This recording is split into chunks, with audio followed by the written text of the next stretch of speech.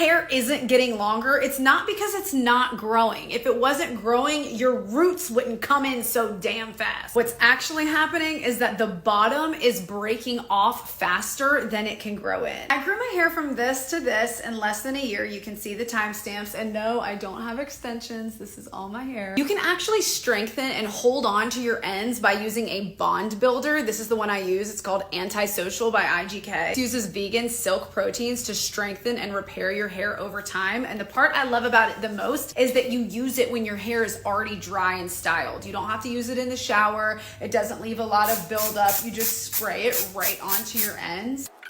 You've already done it. It's done. It's like a silk pillowcase in a can. It smells divine and it makes your hair super soft and silky. Ah, so shiny.